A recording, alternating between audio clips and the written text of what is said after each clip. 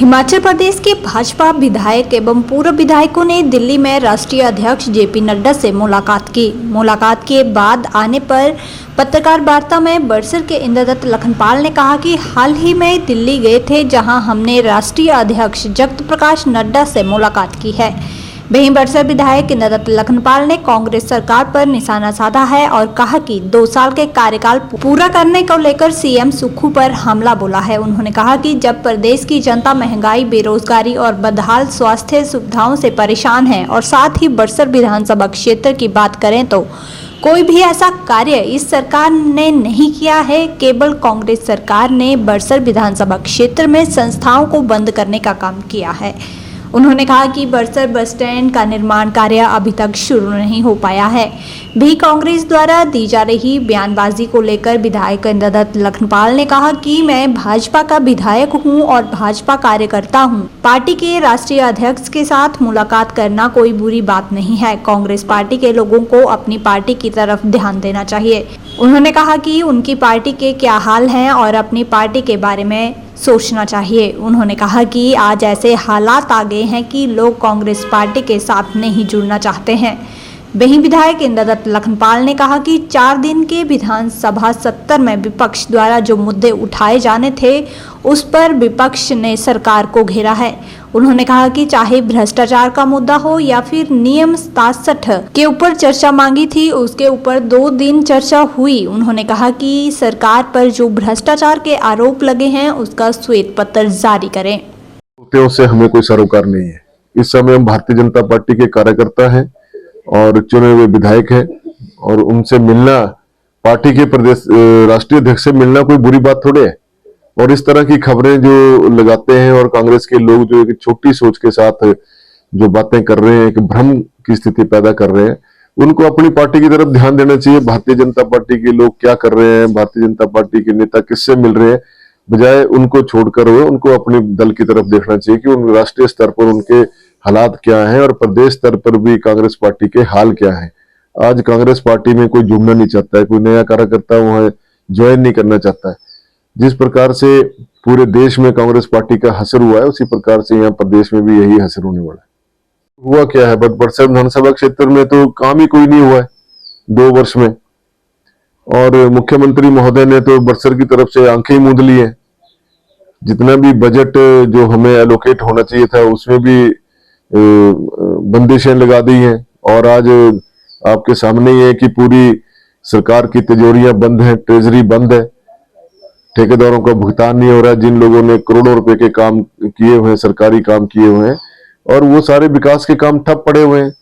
ठेकेदार काम नहीं करना चाह रहे हैं। कैसे करेंगे जब उनके लाखों रुपए के बिल जो है सरकार के पास पेंडिंग पड़े हैं और वो अपनी लेबर को पैसा देने के लिए तरस रहे हैं।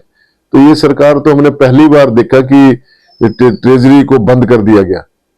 तो हालात, तो आर्थिक हालत जो है सरकार के खस्ता है और आर्थिक रूप से सरकार कंगाल हो चुकी है। और जब आर्थिक प्रबंधन नहीं हो पा रहा है, तो इससे बेहतर तो यही है कि सरकार को रिजाइन कर देना चाहिए, मुख्यमंत्री महोदय को। जो हालात आज प्रदेश के अंदर पैदा हो गए हैं आर्थिक तौर पर, और जिस प्रकार की वो घोषणाएं किए जा रहे हैं, जिस प्रकार से वो नई नई घोषणाएं किए जा रहे हैं, कहीं 300 करोड़ की, कहीं 400 करोड़ की, तो कहां से लाएंगे पैसा? पैसा तो आपके पास है नहीं। अब हर महीने जो है 500-700 करोड़ रुपया तनख्वाह देने के लिए जो है लोन ले रहे हैं। तो विकास के काम तो आपसे हो ही नहीं रहे हैं, कोई भी नहीं। सारे काम बंद पड़े हुए हैं। कोई काम हमारे विधानसभा क्षेत्र में पिछले वर्ष से 2 वर्षों से नहीं हुआ है। ना तो हमारा बस अड्डा बना बड़सर में, ना ही हमारा सिविल हॉस्पिटल जो मॉडल हॉस्पिटल बनना था वो बना, ना ही हमारा जो कम्युनिटी हेल्थ सेंटर बिजली में बनना था ना वो बना। पीएससी जो भोटा था हमारा, वो अपग्रेड हुआ था, जिसको डिग्रेड किया था मुख्यमंत्री महोदय ने, वो ना ही उसके ऊपर कोई काम हुआ। बस अड्डा भोटा का काम पेंडिंग पड़ा हुआ है। हमारी पानी की स्कीम आधी अधूरी चली हुई है। जो लोग सोच रहे थे कि शायद 2 वर्ष में हमारे पास पानी पीने का पर्याप्त हो जाएगा, वो भी बंद पड़ा है। तो ये सरकार जो है पूरी तरह से निकम्मी सरकार है। ना तो इनके पास कोई दिशा है, ना ही इनके नेताओं के पास कोई दिशा है, और ना ही वो जनता के ज्वलंत मुद्दों को मुख्यमंत्री के समक्ष उठा पा रहे हैं। मुख्यमंत्री से बात भी करते हैं, उनके पास समय नहीं है, बात करने का समय नहीं है। समय हो भी कहां से, उनके पास पैसा ही नहीं है, सरकार चलाने के लिए पैसा नहीं है, कर्मचारियों को पैसा देने के लिए पैसा नहीं है। जो सेवानिवृत्त कर्मचारी है उनको उनकी पेंशन देने के लिए पैसा नहीं है, तो कहां से सरकार चलेगी। आंगनवाड़ी कार्यकर्ता परेशान है, जो मल्टी जो रखे हैं कर्मचारी जो रखे, जो 4500 5000 रुपए रखे हैं, उनके लिए 5-5 महीने से पैसा नहीं मिल रहा है। मिड डे मील योजना का पैसा समय पे नहीं मिलता है। तो ये आज सरकार की हालत चारों तरफ से बुरी हालत है, और सरकार के पास कोई दिशा ही नहीं है कि किस प्रकार से आर्थिक प्रबंधन करना है, कैसे सरकार को चलाना है, कैसे लोगों के काम करने हैं, विकास के काम करने हैं। हमारी विधानसभा क्षेत्र के लगभग 5-6 डीपीआर जो नाबार्ड के अंदर पेंडिंग पड़ी हुई है, लेकिन पिछले 2 वर्षों से एक भी पैसा उसमें नहीं आया। क्या कारण है? मुख्यमंत्री चाहते ही नहीं है कि बड़सर में कोई विकास के काम हो। डे बोर्डिंग स्कूल बनना था, उसका काम बंद है। तो क्या इसलिए सारे काम बंद कर दिए गए हैं कि लखनपाल जो है पार्टी छोड़ के बीजेपी में चला गया, तो इसलिए अब विकास के काम करने ही नहीं है? मुख्यमंत्री महोदय, आप सोच विचार कीजिए, और विकास के काम तो सबको चाहिए। जनता ने तो कांग्रेस को भी वोट दी है, 30,000 लोगों ने कांग्रेस को भी वोट डाल ली है। कम से कम उनका तो ख्याल कर लो। अगर हमारा तो ना ख्याल करो आप, लेकिन जनता का तो ख्याल कर लो। उन्हें पीने के लिए पानी भी चाहिए, उन्हें सड़क भी चाहिए, उन्हें बिजली की व्यवस्था भी ठीक चाहिए। बिजली मंत्री होने के बावजूद आज हमारे बड़सर विधानसभा क्षेत्र में ना तो बिजली के खंभे हैं, ना तारे हैं, ना कंडक्टर हैं, ना ट्रांसफार्मर है। 2 वर्ष हो गए आज। और वैसे ही हमारा आईपीएच विभाग में ना जेई है, ना एसडीओ है। एक जेई के पास जो है वो कोई 20-20 पंचायतें हैं। कैसे काम करेंगे जेई? वो भी जो है डिस्टर्ब हो गए हुए, मानसिक तौर पर बीमार हो गए हैं लोग।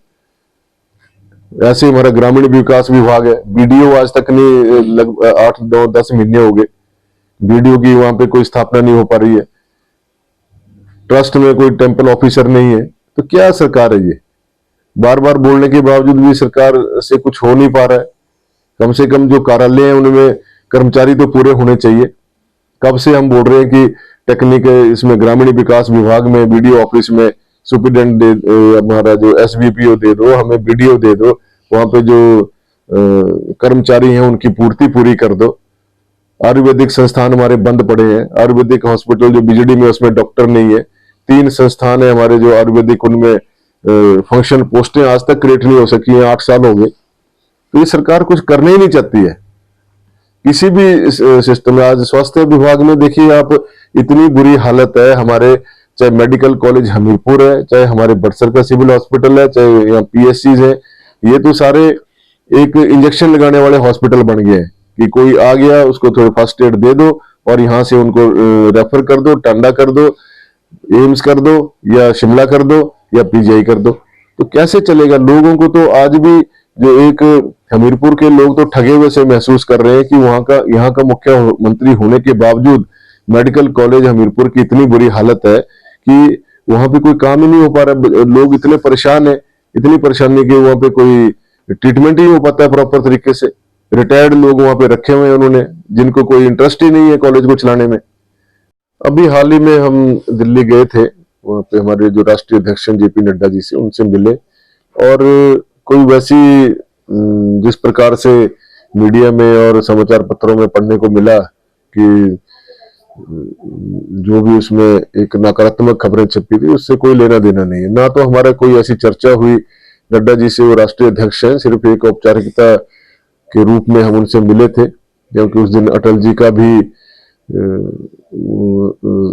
जन्म दिवस था और उसके ऊपर वहां पर एक कार्यक्रम का भी आयोजन हुआ था पार्टी कार्यालय में दिल्ली में।